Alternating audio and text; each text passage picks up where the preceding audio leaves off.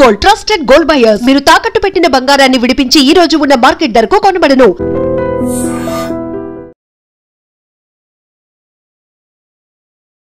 Welcome to I dream. నా పేరు Lumbini. Kidneys are like the filters of our body కదా.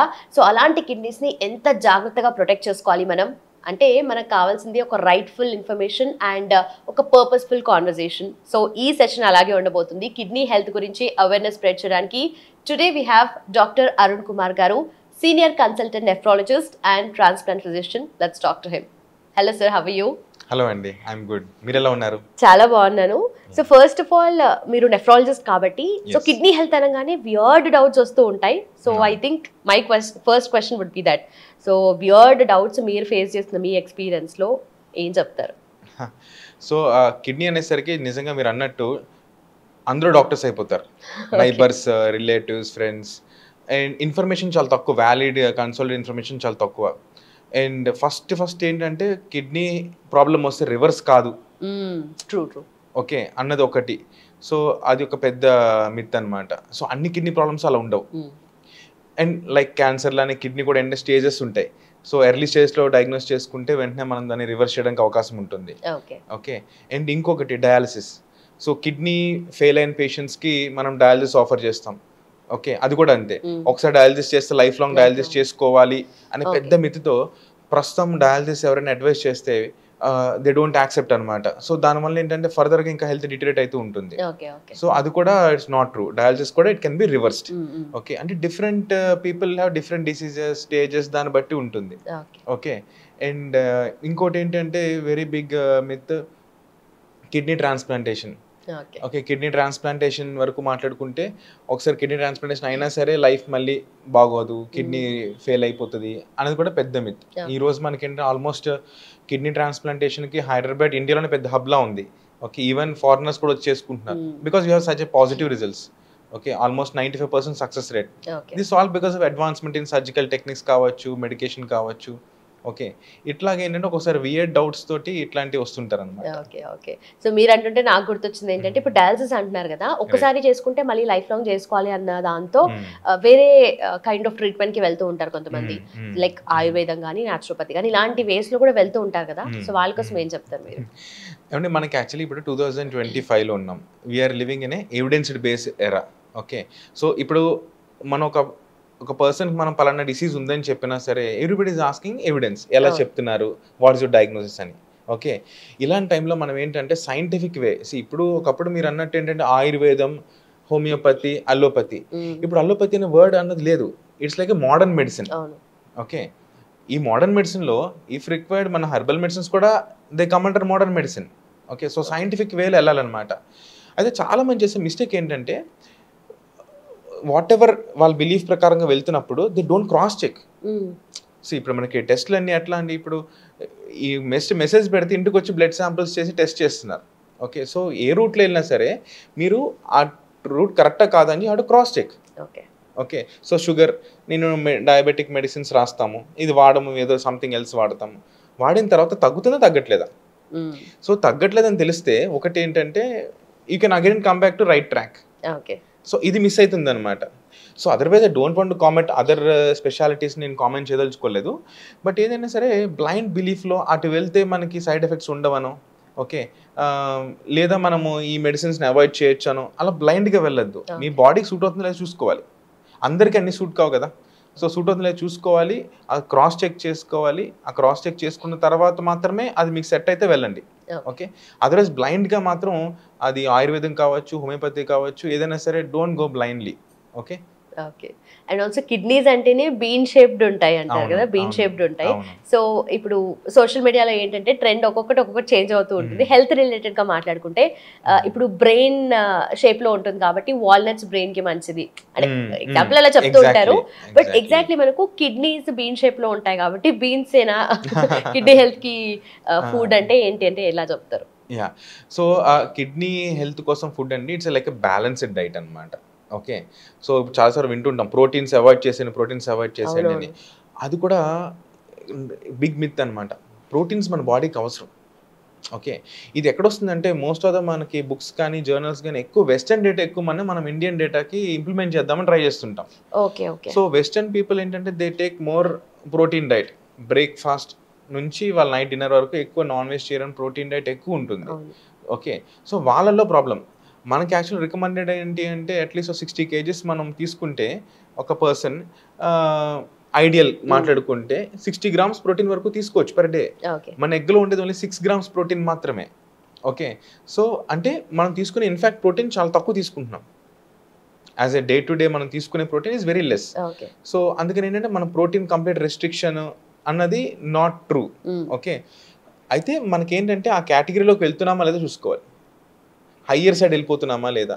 Okay, అంటే for example somebody వాళ్ళకి morning evening night red meat తినేసి అలవాటు ఉంటే వాళ్ళలో ప్రాబ్లం అవుతుంది. ఓకే, అదర్వైజ్ ప్లాంట్ బేస్డ్ ప్రోటీన్లో ఏమి ఉండదు. And then coming the carbohydrates also very essential. కాకపోతే ఏంటంటే మనం లిమిట్ చేసుకుంటాం. ఓకే, ఎందుకు అంటే మనకి ఇప్పుడు diabetes is a main root cause for kidney problems ఈ రోజుని. ఆల్మోస్ట్ 60% ఆఫ్ ద డిసీజెస్ అన్నీ కూడా డయాబెటీస్ వల్లనే వస్తున్నాయి. ఓకే, సో కిడ్నీని మనం అడ్రస్ చేయాలి అంటే ముందు డయాబెటీస్ని కంట్రోల్ చేసుకోవాలి. ఓకే, సో డయాబెటీస్ని కంట్రోల్ చేసుకోవాలంటే మీ కార్బ్స్ అన్నీ కూడా కొంచెం లిమిట్గా ఉండాలి. సో బ్రాడ్గా చెప్పే బదులు ఏంటి అంటే సింపుల్గా ఏంటంటే ఏదైతే తీసుకుంటున్నారో అది మితంగా లిమిటెడ్గా తీసుకోండి, మల్టిపుల్ టైమ్స్ తీసుకోండి. ఓకే, అండ్ ప్రోటీన్ కూడా ఏంటంటే be choosy. Okay, fish fine, egg whites fine. Okay, rajma, paneer ఇట్లా రెడ్ మీట్ వరకు వెళ్ళొద్దు. అంటే మటన్ కానీ బీఫ్ కానీ ఇట్లా హయ్యర్ రెడ్ మీట్ ఉండే వాటికి వెళ్ళొద్దు అనమాట. దానివల్ల యూరిక్ యాసిడ్ పెరిగే ఛాన్సెస్ ఉంటాయి. ఓకే, కిడ్నీ ఫిల్టర్ కూడా కొంచెం త్వరగా డ్యామేజ్ అయ్యే ఛాన్స్ ఉంటుంది. Okay, and one more thing ఏంటంటే junk food. So readymade food అలవాటు అయిపోయింది. సో ఈ జంక్ ఫుడ్లో ఏంటంటే ఒక్కొక్కసారి ఆ ప్రిజర్వేటివ్స్ వేస్తారు, మళ్ళీ లేకపోతే అవి ఎక్స్పైర్ అయిపోతాయి కాబట్టి ఆ ప్రిజర్వేటివ్స్, సాల్ట్స్ కూడా. సో ఈ వీటి వల్ల ఏంటంటే ఎర్లీ హైపర్ టెన్షన్స్. ఓకే, తర్వాత ఎర్లీగా మనకి హైపర్ కొలెస్ట్రాలిమియా అంటే కొలెస్ట్రాల్ లెవెల్స్ ఎక్కువైపోవడం బ్లడ్లో, ఇవి కొంచెం ఎర్లీగా మనం చూస్తున్నాం. ఓకే, సో అందుకని ఏంటంటే ఏదైనా సరే freshly prepared homemade food is always preferable. Okay, so ఇట్లాగేంటంటే మన డైట్లో ఫ్రూట్స్, వెజిటేబుల్స్ ఇవి ఎక్కువగా చూసుకుంటూ కార్బోహైడ్రేట్స్ కొద్దిగా లిమిట్ చేసుకుని ప్రోటీన్ కూడా కొద్ది లిమిట్గానే. ఓకే, ఇవన్నీ బ్యాలెన్స్డ్గా ఉండాలన్నమాట. సో అంటే ఒక ఫుడ్ ఇది బ్లైండ్ అని మనం చెప్పడానికి లేదు. సో ఏదైనా మనం చెప్పామనుకోండి మన వాళ్ళు అదే రోజు చేస్తూ ఉంటారు, చేస్తే అదే అతిగా చేస్తారు.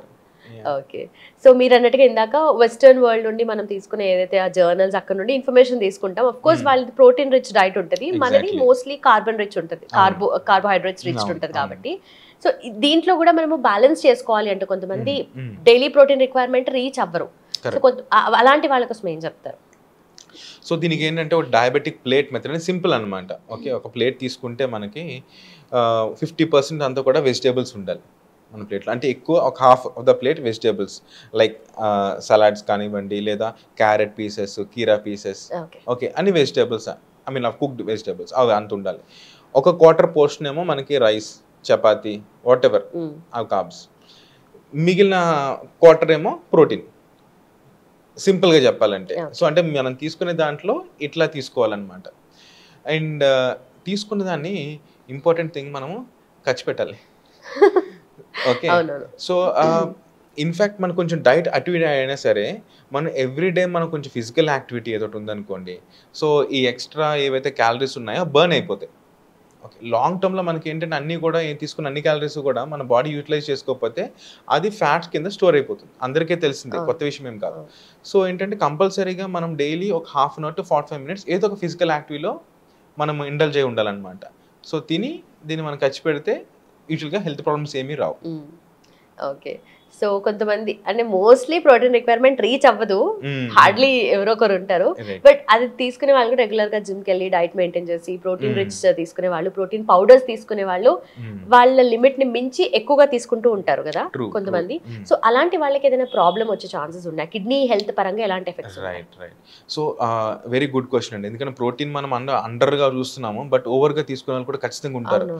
ఎనర్జీ డ్రింక్స్ కానీ అండ్ ముఖ్యంగా బాడీ బిల్డింగ్ చేసే వాళ్ళలో డెఫినెట్గా ఏంటంటే ఇప్పుడు కిడ్నీకి ఒక కెపాసిటీ ఉంటుంది, అంటే టాలరెన్స్ పవర్ అంటాం అనమాట. సో ఆ రిజర్వ్స్ అని కిడ్నీలో ఉంటాయి.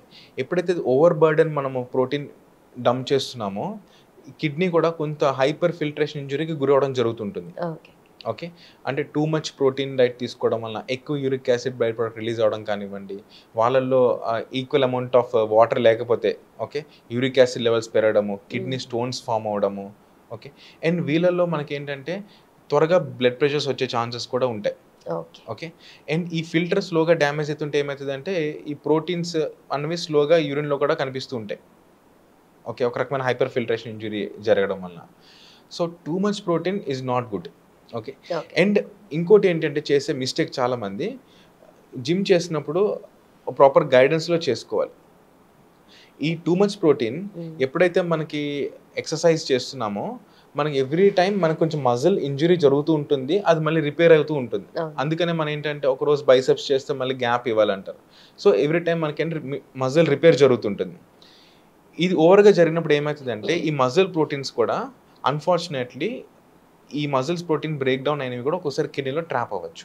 Okay okay, this not something very rare, ఈ అకేషనల్లీ సీ దెమ్ అనమాట. అప్పుడప్పుడు సడన్గా ఇట్లాంటి కేసులు వస్తుంటాయి. ఆ జిమ్కి 10 మంది వెళ్ళొచ్చు, ఎవరికి రాకపోవచ్చు, మన టైం బాగోకపోతే మనకు వస్తుంది. సో ఏంటంటే దానివల్ల కూడా వీళ్ళకి ఏంటంటే కిడ్నీ ఫిల్టర్ డ్యామేజ్ అయ్యి ఓకే సో క్రియాటిన్ పెరిగిపోవడము, బ్లడ్ ప్రెషర్స్ అరైజ్ అవ్వడము, ఇలాంటి సిచ్యువేషన్స్ చూస్తాం. సో డెఫినెట్గా ఏంటంటే ఒక మెసేజ్ ఏంటంటే ఎవరైతే ఇలాగా బాడీ బిల్డింగ్ చేద్దాం అనుకుంటున్నారో, ఎట్లా చేద్దాం అనుకుంటున్నారో వాళ్ళు ఖచ్చితంగా వాళ్ళ రెసిడ్యువల్ కిడ్నీ ఫంక్షన్ ఎంత ఉందో ముందుగా చెక్ చేసుకోవడం అనేది సజెస్టబుల్. ఓకే, అంటే simple blood test, urine test బట్టి మనం తెలుసుకోవచ్చు అనమాట వాళ్ళు ఎక్కడ ఉన్నారు అని. సో దాన్ని బట్టి మనం ఏంటంటే వాళ్ళ బాడీకి సెట్ అయ్యేటట్టు ప్లాన్ చేసుకోవాలి. ఓకే, సో దాని ప్రకారంగా ఎంత ప్రోటీన్ ఇంటేక్ డైలీ తీసుకోవాలి, దాన్ని ఎట్లా బ్యాలెన్స్ చేయాలన్నది సబ్జెక్టివ్గా మనం ప్రిపేర్ చేయాలి డైట్ ప్లాన్ అనేది. సో కిడ్నీ హెల్త్ అనేది చెడిపోతుంది అంటే కొన్ని సైన్స్ బాడీ చూపిస్తూ ఉంటుంది కదా. సో ఏ స్టేజ్లో అయినా మనం ఇగ్నోర్ చేయొచ్చు, కానీ ఎక్స్ట్రీమిటీస్కి వెళ్ళేసరికి అప్పుడు హాస్పిటల్కి వెళ్తాం, డాక్టర్ దగ్గరికి వెళ్తాం, మీ దగ్గరకు వస్తాం ఇన్ఫాక్ట్. సో ఆ స్టార్టింగ్ స్టేజెస్ అనేటివి ఎలా గుర్తించాలి? ఎవరైనా సరే కొన్ని సైన్స్ వదులుతూ ఉంటుంది బాడీ కదా, సో అవి ఎలా గుర్తించాలి? ఏమంటే యాక్చువల్గా కిడ్నీ మనకి 2 కిడ్నీస్లో ఓకే ఎప్పుడు కూడా మనకి 25 to 30% కిడ్నీ మాత్రం ఫంక్షన్ చేస్తూ ఉంటుంది. 70% ఆఫ్ ద టైమ్స్ కిడ్నీకి పెద్ద అవసరం పడదు. అంటే వాట్ ఐ మెంట్ ఈస్ మనం చేసే డైలీ యాక్టివిటీస్లో okay 25 to 30% of the kidney cells పనిచేస్తే చాలు, 70% పని చేయకపోయినా నడిచిపోతుంది. ఓకే, సో ఇప్పుడు ఫర్ ఎగ్జాంపుల్ ఒక పర్సన్కి కిడ్నీ డ్యామేజ్ అయ్యింది అనుకుందాం, what ever the reason may be, BP కావచ్చు, పెయిన్ కిల్లర్స్ కావచ్చు, ఏమైనా కావచ్చు. సో సైన్స్ అండ్ సిమ్టమ్స్ రావాలి అంటే more than 50% of the kidney damage అవ్వాలి. ఓకే, సో అంటే అందుకనే చాలా వరకు మీకు కిడ్నీ డిసీజ్ అన్నీ కూడా సైలెంట్గా ప్రోగ్రెస్ అయిపోతూ ఉంటాయి. So 50% of the kidney damage అయిన తర్వాత మాత్రమే మనకి బాడీ అనేది సైన్స్ తెలుస్తూ ఉంటాయి. ఈ ప్రిన్సిపల్నే మనం యాక్చువల్గా ట్రాన్స్ప్లాంటేషన్ కూడా యూజ్ చేసుకుంటాం. అన్ఫార్చునేట్లీ ఎవరైనా ఫ్యామిలీ మెంబర్కి ఎవరికైనా కిడ్నీస్ 2 ఫెయిల్ అయ్యి డయాలిసిస్ మీద ఉన్నారనుకోండి, వాళ్ళ brother or sister or wife ముందుకు వచ్చి డొనేట్ చేస్తారు చూసారా, మరి కిడ్నీ తీసి ఇచ్చేస్తారు. But still they have a normal life. Normal kidney creatinine అంత నార్మల్ ఉంటుంది అనమాట. క్రియాటిన్ అంటే కిడ్నీ ఫంక్షనింగ్ ఎలా తెలుసుకోవడం కోసం చేసే blood test. Okay, so 50% damage అయిన తర్వాతే సైన్స్ ఆర్ సిమ్టమ్స్ మనం అప్రిషియేట్ చేస్తాం. అండ్ అందుకని ఏంటంటే సైన్స్ అండ్ సిమ్టమ్స్ ఉన్నా లేకపోయినా ఇయర్లీ వన్స్ టోటల్ బాడీ చెకప్లో మనం కిడ్నీ ఫంక్షనింగ్ టెస్ట్ కూడా ఇంక్లూడ్ చేసుకోవడం అనేది మస్ట్ అండ్ షుడ్. ఓకే, ఇది ఫస్ట్ మెసేజ్. సెకండ్ థింగ్ ఏంటంటే నడిచినప్పుడు కొద్దిగా వీక్గా అనిపించడము, అంటే త్వరగా అలసిపోవడము, ఈజీ ఫ్యాటిగబిలిటీ అంటాం అనమాట. అంటే ఇదివరకు కొంత ఎఫిషియెంట్గా పని చేయలేరు, రెస్ట్లో బాగానే ఉంటారు, బట్ ఏమైనా నడుస్తున్నప్పుడు పని చేస్తున్నప్పుడు త్వరగా అలసిపోతుంటారు. ఓకే, సో అదొకటి. సెకండ్ థింగ్ ఏంటంటే కాళ్ళల్లో కొద్దిగా స్వెల్లింగ్ గమనించడం. ఓకే, లెగ్స్ మీద స్వెల్లింగ్ అనమాట. సో మనకి ఏంటంటే ఈ షిన్ బోన్ అంటాం కదా కాళ్ళ దగ్గర, అక్కడ ప్రెస్ చేస్తే స్మాల్ ఇండెంటేషన్ పడుతుంది, అంటే ఒక చిన్న గుంటలా పడుతుంది ప్రెస్ చేస్తే. Okay, this is one of the early sign. Okay, తర్వాత ఏంటంటే ఒక్కొక్కసారి అరౌండ్ ద ఐస్, ఆ కళ్ళ చుట్టూ కొద్దిగా నిద్ర లేచిన వెంటనే కొంచెం వాపులా రావడం. ఓకే, ఇది ఒకటి. అండ్ తర్వాత ఏంటంటే కొంత బ్యాడ్ బ్రెత్, ఒకసారి ఏంటంటే బాగా కొంచెం స్మెల్ కూడా వస్తుంది అనమాట. ఓకే, ఇవి ఒకటి. అండ్ తర్వాత ఏంటంటే మనకి వికారంగా అనిపించడము, లాస్ ఆఫ్ ఎపటైట్, తినబుద్ధి కాదు అని తిన్న వెంటనే కొంచెం టమ్మీ అప్సెట్ అవడం కానివ్వండి. ఓకే, ఈ రకంగా ఒక రకమైన గ్యాస్ట్రో సిమ్టమ్స్ అనమాట, గ్యాస్ట్రిక్ అనుకుంటారు, గ్యాస్ ప్రాబ్లం అనుకుంటారు, ఇట్లాంటి సిమ్టమ్స్ కూడా ప్రెజెంట్ అవ్వచ్చు. అండ్ అతి ముఖ్యమైనది ఏంటంటే యూరిన్లో మనకి నురగ వస్తుంటుంది. అది అస్సలు మనం నెగ్లెక్ట్ చేయకూడదు. ఓకే, యూరిన్లో నురగ వస్తుంది అంటే ఖచ్చితంగా మనకైనా ప్రోటీన్ లీక్ అయ్యే అవకాశం ఉంది. అదర్ రీజన్స్ కూడా ఉంటాయి, కానీ ఇది ఏమైనా మన ఉందని ఫస్ట్ చూసుకోవాలి. ఓకే, ఎందుకంటే కిడ్నీ పనే బ్లడ్లో ఉన్న టాక్సిన్స్ రిమూవ్ చేసి యూరిన్లో పంపించాలి కాబట్టి మీకంటూ మనం చూసుకునే టెస్ట్ ఈజ్ యూరిన్ టెస్ట్. యూరిన్లో నురగ ఏమైనా వస్తుందో మనం చూసుకుంటాం అనమాట. సో ఈ విధంగా మనం ఏంటంటే ఎర్లీ సైన్స్ని గుర్తించవచ్చు. ఓకే, అండ్ ప్రతి ఒక్కరు కూడా బ్లడ్ ప్రెషర్ మానిటరింగ్ చేసుకోవాలి, అంటే at least once in 3 months. Okay, ఇవి ఏమీ లేకుండా కూడా ఒక్కొక్కసారి బీపీతో కూడా పేషెంట్ ప్రెజెంట్ అవ్వచ్చు, హై బీపీతో. ఓకే, సో ఏదో జనరల్ చెకప్కో ఏదో ఆఫీస్లో చెకప్కి వెళ్ళినప్పుడు హై బీపీ చూసి ఓకే బీపీ ఎక్కువ ఉంది ఒకసారి బ్లడ్ టెస్ట్లు చేయించుకుంటే కిడ్నీ ఫంక్షన్ వీక్ అనిపిస్తుంది. వాళ్ళకి ఏమి సిమ్టమ్స్ ఒకసారి మైల్డ్గా ఉన్నా సరే వాళ్ళు ఇగ్నోర్ చేయొచ్చు. ఆల్రెడీ ఇంటర్నల్గా స్టార్ట్ అయి ఉంటుంది. సో వాళ్ళకి ఏంటంటే ప్రెజెంటేషనే they present with high blood pressure అనమాట. ఓకే, దీన్ని రీనోవాస్కులర్ హైపర్ టెన్షన్ అంటాం, బికాస్ ఆఫ్ కిడ్నీ ప్రాబ్లం వలన బీపీ రావడం. ఓకే, సో అందుకని అంటే ఇది అసలు 3 vitals, pulse, BP, oxygen levels. ఎప్పుడైనా హాస్పిటల్కి వచ్చిన ఫస్ట్ ఈ 3 చెక్ చేస్తారు. ఓకే, ఇవి చిన్న చిన్న టెస్ట్లే కానీ it gives lot of information. So ఇట్లా ఈ సిమ్టమ్స్ సైన్స్ ఏమైనా ఉన్నప్పుడు మనం నెగ్లెక్ట్ చేయకుండా వెంటనే మనం చూపించుకోవాలి. ఓకే, అండ్ ఆల్సో ఇప్పుడు యూరిన్ టెస్ట్ కన్నా బ్లడ్ టెస్ట్ కానీ ఇలాంటివి వెళ్ళిన కన్నా ముందు యూజువలీ మీరు అన్నట్టుగా కిడ్నీ హెల్త్ ఇంటర్నల్ గా డ్యామేజ్ అవుతున్నది మనకు తెలియదు. బట్ యూరినేషన్ కలర్ చేంజ్ అయినప్పుడు కానీ లేదంటే నంబర్ ఆఫ్ టైమ్స్ ఫ్రీక్వెన్సీ పెరిగినప్పుడు కానీ ఏదైనా చిన్న చిన్న సైన్స్ ఇస్తూ ఉంటుంది కదా. సో దాంట్లో మనం ఎలా నోటీస్ చేయొచ్చు before going for these test? So urinary సిస్టంలో మనకి ఎట్లా అంటే మీరు చెప్పినట్టు అర్జెన్సీ, అంటే యూరిన్ వస్తుంది అనిపించిన వెంటనే వాష్రూమ్కి వెళ్ళాలి, అర్జెంట్ అయిపోతుంది. కొంతమందికి ఏమో ఇన్కాంటినెన్స్ అంటే హోల్డ్ చేసుకోలేరు, పాపం బట్టల్లోనే వెళ్ళిపోతుంటారు అనమాట. అండ్ తర్వాత ఇంక్రీజ్ ఫ్రీక్వెన్సీ, వాష్రూమ్కి వెళ్తారు వస్తారు మళ్ళీ వెంటనే వాష్రూమ్కి వెళ్ళాల్సి వస్తుంది. సో ఇవి ఏంటంటే మనకి కిడ్నీ అండ్ యూరినరీ బ్లాడర్ ఈ రెండిట్లో ఎక్కడ ప్రాబ్లం వచ్చినా సరే ఈ సిమ్టమ్స్ రావచ్చు.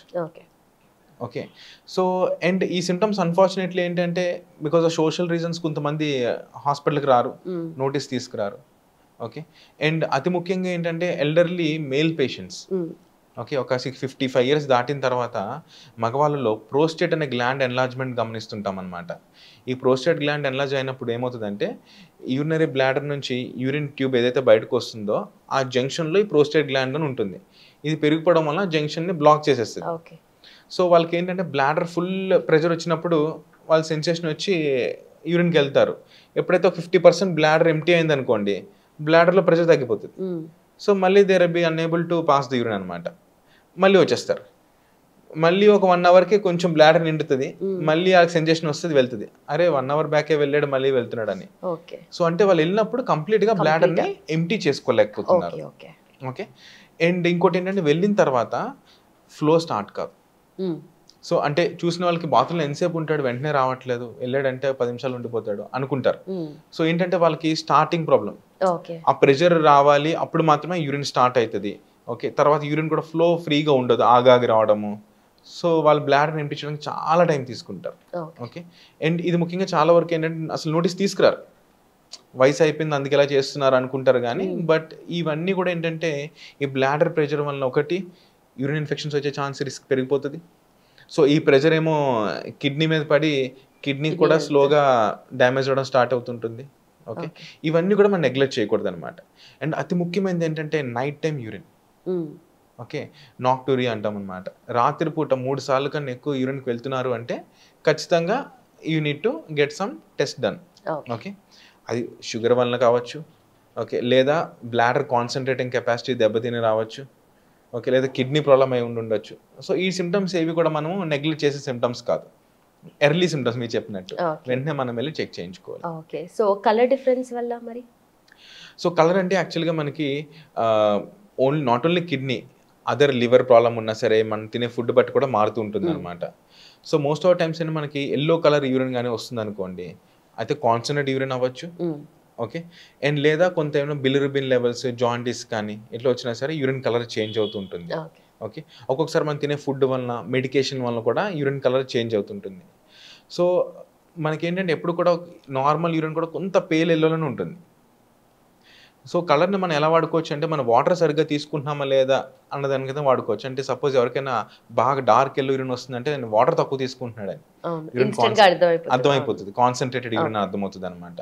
సో కాన్సన్ట్రేటెడ్ యూరిన్ ఒకవేళ వస్తుంది అంటే కనుక వాళ్ళకి కిడ్నీ స్టోన్స్ రిస్క్ ఎక్కువ ఉంటుంది.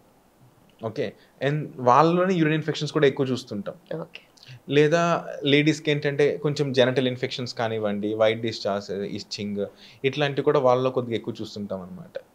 సో పర్సే మన యూరిన్ కలర్ బట్టి ఇండైరెక్ట్గా ఇటువంటి తెలుస్తుంటాయి. అండ్ ఒక్కొక్కసారి స్మెల్ కూడా, ఫౌల్ స్మెల్లింగ్ యూరిన్ వచ్చిందంటే యూరిన్ ఇన్ఫెక్షన్ అన్నట్టు. ఇట్లా.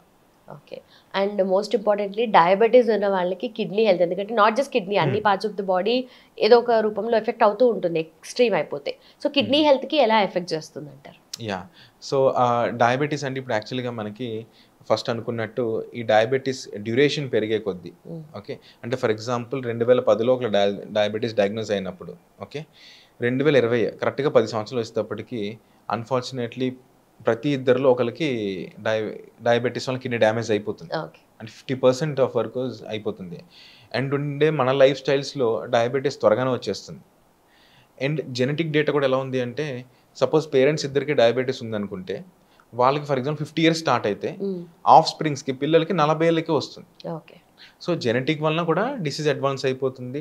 మన life style changes, diet changes వల్ల కూడా త్వరగా వస్తుంది. ఓకే, అందుకని ఇప్పుడు 35-40 years డయాబెటీస్ అనేది పెద్ద సర్ప్రైజ్గా లేదు. చాలా మంది ఉంటున్నారు 35 years డయాబెటీస్, 40 years డయాబెటీస్కి. సో మన లైఫ్ స్పాన్ తీసుకుంటే ఇప్పుడు 75-80 years అనుకుంటే జస్ట్ 35కి డయాబెటీస్ వచ్చేస్తే 45కి అర్థం చేసుకోండి కిడ్నీ ప్రాబ్లమ్స్ కూడా స్టార్ట్ అయిపోతాయి. ఓకే, సో దీనికి కూడా మనకి ఏంటంటే లోపల జరిగే పెథోజెన్సిస్ అంటే డిసీజ్ ప్రాసెస్ ఏంటంటే ఈ బ్లడ్ షుగర్ లెవెల్స్ బాగా స్పైక్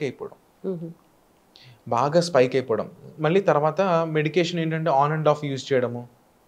అండ్ ఇప్పుడు నేను 35 years నిజంగా ఇప్పుడు డయాబెటీస్ డయాగ్నోస్ చేసి, ఓకే, డయాగ్నోస్ చేయడం చాలా సింపులే కదా, బ్లడ్ టెస్ట్ తెలిసిపోతుంది. డయాగ్నోస్ చేసి మెడికేషన్ వాడిపించడం అనేది పెద్ద టఫెస్ట్ టాస్క్. ఓకే, 35 years వాళ్ళని కన్విన్స్ చేసి నువ్వు మందులు వాడాలి, నీకు షుగర్ ఎక్కువ ఉంది అని కన్విన్స్ చేయడం చాలా టఫ్. ఎందుకంటే ఒకటే వాళ్ళు చెప్పే రీజన్, ఒకసారి నేను డయాబెటిక్ మెడిసిన్ స్టార్ట్ చేస్తే లైఫ్ లాంగ్ వాడాలి కదా అనే ఎక్స్క్యూజ్ ఇస్తారు. సో అందుకని ఏంటి, వాళ్ళు మళ్ళీ డాక్టర్ దగ్గరికి వస్తే ఎక్కడ డయాబెటీస్ మెడికేషన్ అడ్వైస్ చేస్తారో అని మళ్ళీ రావడం కూడా మానేస్తున్నారు. మెడికేషన్ రాస్తాము, తీసుకుంటారు, కామ్గా పక్కన పెడతారు.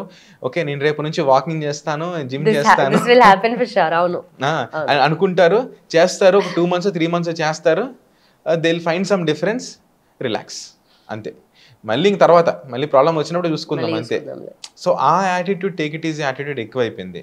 సో మళ్ళీ వాళ్ళకి గట్టిగా ఏదో హెల్త్ ఇష్యూ వస్తే తప్ప మళ్ళీ ఆ సీరియస్నెస్ అని రావట్లేదు అన్ఫార్చునేట్లీ. సో ఈ బ్లడ్ షుగర్స్ ఫర్ ఎగ్జాంపుల్ కంట్రోల్లో ఉంటే, అదే 35 year person same diabetes, diet చేస్తున్నాడు ప్రాపర్గా, ఫిజికల్ యాక్టివిటీ చేస్తున్నాడు, మెడికేషన్ వాడుతున్నాడు, అండ్ క్రాస్ చెక్ చేసుకుంటున్నాడు షుగర్ కంట్రోల్ ఉంటుందా లేదా. దట్ ఈస్ వెరీ ఇంపార్టెంట్ కదా. కొంతమంది ఒక టాబ్లెట్ ఇస్తారు, సార్ 10 ఏళ్ళ నుంచి ఇదే టాబ్లెట్ వాడుతున్నాను అంటాడు. టాబ్లెట్ని బ్లేమ్ చేస్తారు. 10 ఏళ్ళ క్రితం నీ బాడీకి ఆ టాబ్లెట్ డోస్ సరిపోయింది, బట్ ఇప్పుడు నీకు ఏజ్ అవుతుంది కాబట్టి లోపల డయాబెటీస్ కూడా మనకి చేంజ్ అవ్వచ్చు. ఆ ఇన్సులిన్ రిక్వైర్మెంట్ కావచ్చు, ఇన్సులిన్ రెసిస్టెన్స్ కావచ్చు, మీ బాడీ వెయిట్ అన్ని మారుతూ ఉంటాయి కదా ఏజింగ్ వల్ల. సో ఇప్పటికీ నేను అదే డోస్ వాడతానంటే సెట్ అవుతుందో చెక్ చేసుకోవాలి. ఓకే, సో ఆ మిస్టేక్ ఒకటి చేస్తుంటారు. సో షుగర్ డయాబెటీస్ కంట్రోల్ లేకపోవడం వల్లనే మెయిన్గా మన కిడ్నీ డ్యామేజ్ అవుతున్నాయి. అదే బ్లడ్ షుగర్స్ కంట్రోల్గా పెట్టుకుంటే, సెకండ్ ఎగ్జాంపుల్ కంట్రోల్లో పెట్టుకుంటే ఆ పర్సన్, తనకి ఎటువంటి ప్రాబ్లము రాదు. సో ఈ విధంగా మనకేంటంటే షుగర్ని కంట్రోల్లో పెట్టుకోవాలి. లేకపోతే డెఫినెట్గా డయాబెటీస్ వల్ల క్యాట్రాక్ట్ వస్తుంది, నెఫ్రోపతి వస్తుంది, న్యూరోపతి వస్తుంది, హార్ట్ ప్రాబ్లమ్స్ కూడా ఖచ్చితంగా వస్తాయి. దాన్ని మనము టెస్ట్లు ఎస్కేప్ అవడమో లేకపోతే డాక్టర్ని అవాయిడ్ చేస్తే సరిపోదు, కాన్సిక్వెన్సెస్ ఫేస్ చేయాల్సి వస్తుంది. ఓకే, సో డయాబెటీస్తో పాటు బీపీ, కొలెస్ట్రాల్ అండ్ ఒబేస్ ఉన్నవాళ్ళు, వాళ్ళకి ఎలాంటి ఎఫెక్ట్స్ ఉంటాయి కిడ్నీ హెల్త్ మీద? సో ఈ మూడింటిని ఇప్పుడేమో మెటబాలిక్ సిండ్రోమ్ అని పిలుచుకుంటాం అనమాట. So these are the 3 main culprits, BP, diabetes, obesity or cholesterol levels, ఇవన్నీ. సో ఈ 3 ఇండివిజువల్గా వాటి యొక్క ఇంపాక్ట్ హెల్త్ మీద చూపిస్తే 3 కలిసే అనుకోండి, ఓకే, అది 10x టైమ్స్ ఉంటుంది దాని ఇంపాక్ట్. 3x కాదు, 10x టైమ్స్ ఉంటుంది అనమాట. So diabetes hyper tension hand in hand, ఒక వైపు నుంచి ఇది డ్యామేజ్ చేస్తుంటుంది, ఇంకో వైపు నుంచి ఏమో హైపర్ టెన్షన్ డ్యామేజ్ చేస్తూ ఉంటుంది. సో ఇక్కడ కూడా సేమ్ ఏంటంటే మనకి ఏదైతే మన బ్లడ్ ప్రెషర్స్ ఉందో ఇప్పుడు ప్రతి ఆల్మోస్ట్ ఇంట్లో కూడా ఒక బీపీ మెషిన్ అన్నది పెట్టుకోవాలి ఇప్పుడు నేను లైఫ్ స్టైల్స్కి. ఓకే, ఎందుకంటే మన డయాగ్నోసిస్ చేస్తున్నాం at a very late stage. Okay, ఇందాక అనుకున్నట్టు మనం ఏంటంటే యంగర్ పాపులేషన్ వచ్చేస్తుంది, కాకపోతే మన బాడీ కెపాసిటీ వల్ల ఏంటంటే బీపీ ఇప్పుడు 140లు 150లు 160లు ఉన్నప్పుడు ఎవరు పెద్ద ప్రాబ్లం రానప్పుడు ఎందుకు వస్తారు హాస్పిటల్స్కి? రారు కదా. సో వాళ్ళు ఏంటి అంటే అట్లాగా వెళ్ళిపోతూ ఉంటారు. సో అన్ఫార్చునేట్లీ వాళ్ళకి మరీ సివియర్ ప్రాబ్లం వచ్చి ఏదో బాగా హెడ్ఏక్ వచ్చి నెక్ పెయిన్ బాగా సివియర్ అని చెప్పి ఇట్లాంటి వేగ్ కంప్లైంట్స్ వచ్చినప్పుడు మనం డయాగ్నోస్ చేసేటప్పటికి బీపీ 180లు ఉంటున్నాయి. 120/80 అంటే 120 సిస్టోలిక్ 80 డయాస్టోలిక్. సో మనకు తెలిసేటప్పటికే డయాగ్నోస్ చేసేటప్పటికే బీపీ 180 ఉంటుంది. అంటే 120 నుంచి 180 డైరెక్ట్గా జంప్ అవ్వదు కదా, it will take some time. 1 year పట్టిందో 2 years పట్టిందో 3 years పట్టిందో. ఓకే, బట్ మరీ ఎక్స్ట్రీమ్గా వచ్చేంత వరకు కూడా మనకి డయాగ్నోస్ అవ్వట్లే. అందుకని ఎప్పుడైనా మేము అడిగినప్పుడు ఏంటంటే హిస్టరీ తీసుకుంటాం, మెడికల్ హిస్టరీ తీసుకున్నప్పుడు ఎవరైనా డయాబెటీస్ హైపర్ టెన్షన్ అంటే అడుగుతాం కామన్గా ఎప్పటి నుంచి ఉంది అని కదా. 2 years నుంచి ఉంది అంటాడు. సో 2 years బ్యాక్ ఎప్పుడైనా డాక్యుమెంటేషన్ ఉందా బీపీ చెక్ చేసుకున్నట్టు అని అంటే సపోజ్ అవునండి దాని ముందు ఒక 3 months మనం చూసుకున్నప్పుడు బీపీ లేదు, కరెక్ట్గా అప్పటి నుంచి అక్టోబర్ వరకు లేదు, డిసెంబర్ నుంచే నాకు బీపీ వచ్చిందంటే ఇట్స్ అండర్స్టూడ్. అంతకుముందు ఎప్పుడు డాక్యుమెంటేషన్ ఉండదు.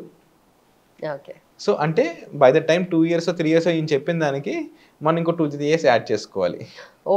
ఎందుకంటే ముందు చెక్ చేసుకోలేదు కాబట్టి అట్లా.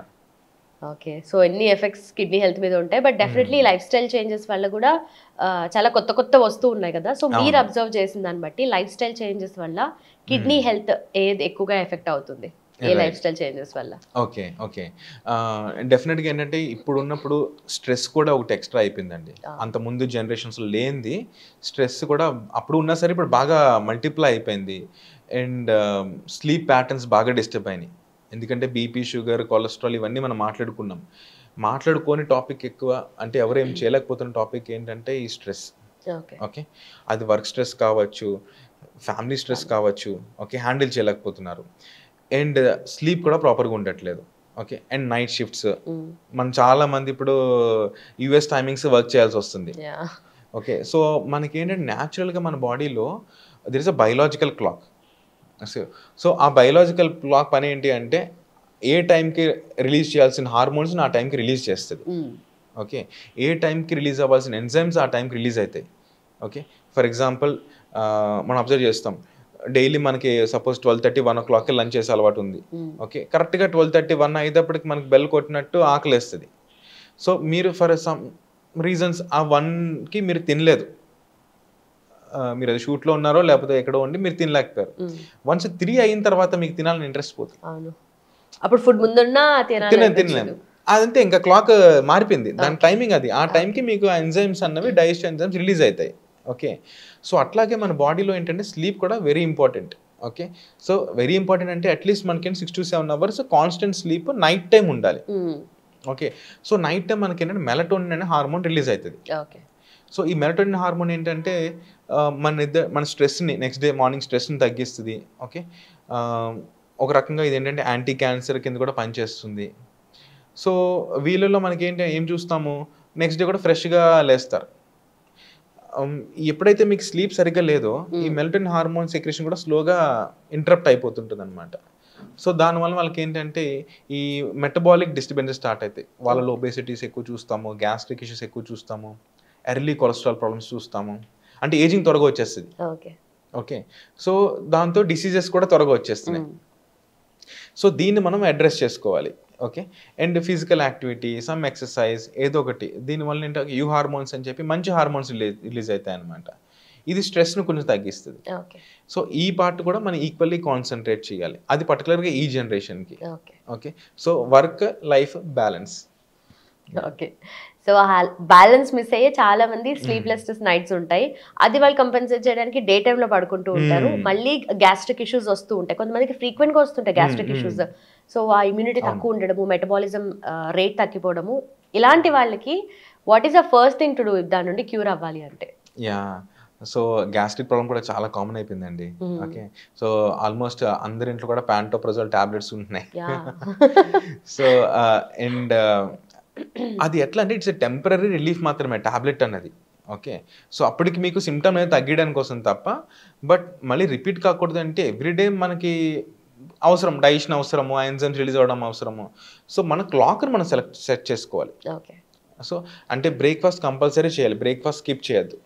ఓకే, అండ్ టైంకి మెయింటైన్ చేయాలి. అంటే ఈరోజు 12 o'clockకి బ్రేక్ఫాస్ట్ లంచ్ కలిపి బ్రంచ్ అని చేయడము ఇట్లా వద్దు. ఓకే, సో మార్నింగ్ 8కో 7కో మీరు బ్రేక్ఫాస్ట్ చేసేసి, okay, and then lunch daily ఆ ఫిక్స్డ్ టైం, ఆ టైంకి ఎంత బిజీ ఉన్నా సరే ఆ టైంకి మీరు లంచ్ చేయడము, ఈవినింగ్ మళ్ళీ చిన్న snack. So time maintenance is very important. Okay, and మీరు ఏం తింటున్నారో కొంత కాన్షియస్గా తినాలి. ఓకే, అంటే సపోజ్ మీకు ఇట్లాంటి గ్యాస్ట్రిక్ ఇష్యూ ఉంది, సో ఆయిలీ ఫుడ్, బజ్జీలు ఇట్లాంటివి కొద్దిగా అవాయిడ్ చేయండి, స్పైసీ ఫుడ్ అవాయిడ్ చేయండి. ఓకే, అండ్ తిన్న తర్వాత ఒక మైల్డ్ వాక్. ఓకే, అండ్ ఒక్కొక్కసారి కొంచెం జీరా కానీ ఇట్లాంటి కొద్దిగా వాటర్లో వేసుకుని తర్వాత కొంచెం తీసుకున్నా సరే మంచిగా డైజెషన్ అయితే ఉంటుంది అనమాట. సో ఇట్లా మీరు ఒక 2 weeks చేస్తే 2 weeks తర్వాత నుంచి మీకు గ్యాస్ ప్రాబ్లం ఆటోమేటిక్గా తగ్గుతుంది.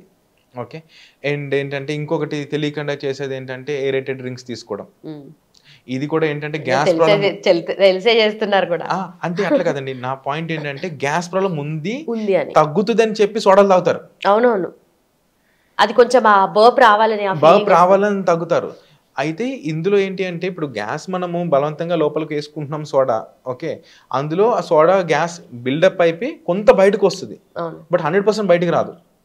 ఇది ఏం చేస్తుందంటే ఇది రిపీటెడ్గా ఇలా చేసేటప్పుడు ఏం చేస్తుంది అంటే ఆ స్టమక్ ఏదైతే లేయర్ ఉందో ఈ గ్యాస్ దాన్ని కూడా స్లోగా డిస్ట్రాయ్ చేయడం స్టార్ట్ చేస్తుంది. న్యాచురల్గా ప్రొడ్యూస్ చేసే ఆ గ్యాస్ట్రిక్ జ్యూసెస్ని ఈ సోడా ఇన్హిబిట్ చేయడం స్టార్ట్ చేస్తుంది. సో కొంతవరకు మీకు వాష్అవుట్ అవుతుంది. ఓకే, బట్ కంప్లీట్గా మీరు తీసుకునే గ్యాస్ అంతా రాదు. ఇన్ఫాక్ట్ మీరు గ్యాస్ మళ్ళీ లోడ్ చేస్తున్నాం. ఓకే, సో ఒక 60% వచ్చింది అనుకోండి, 40% లోపల ఉండిపోతుంది. ఇది తెలియక ఏంటంటే 60% బయటకు వచ్చిన వెంటనే రిలీఫ్ కింద ఫీల్ అవుతారు, బట్ లాంగ్ టర్మ్లో ఏంటంటే ఆ రూట్ కాజ్ అడ్రస్ కాదు, ఇంకా సిచ్యువేషన్ వర్స్ అయిపోతుంది. సో అందుకని ఏంటంటే ఈ సోడా కూడా మనము అవాయిడ్ చేయాలి. ఓకే, చాలా మంది సైకలాజికల్ ఫీలింగ్ కూడా ఉంటుంది సోడా తాగితే రిలీఫ్ వస్తుంది అని. So that is not right అనమాట. సో డైట్ని సెట్ చేసుకుంటే ఖచ్చితంగా 2 weeksలో మీరు you can see the difference. Okay, perfect. And finally kidney health better అవ్వాలి అంటే what are the foods have to be avoided? So kidney health better అవ్వాలి అంటే ఒకటి ముందు habits. Okay, so alcohol limit చేయాలి, స్మోకింగ్ అవాయిడ్ చేయాలి. Okay, and junk foods avoid చేయాలి, and sweeteners. Okay, too much sweet content ఉన్న food, అంటే షుగర్కి ఆల్టర్నేటివ్ మళ్ళీ ఏదో హై ఫ్రక్టోస్ కార్న్ సిరప్ అనో లేదా ఆర్టిఫిషియల్ స్వీట్నెస్ అనో ఏదైనా బ్యాడే. ఓకే, సో అదన్నీ కూడా ఏదైనా మనం అవాయిడ్ చేయాలి. సో అండ్ వెజిటేబుల్స్ ఎక్కువ తినండి.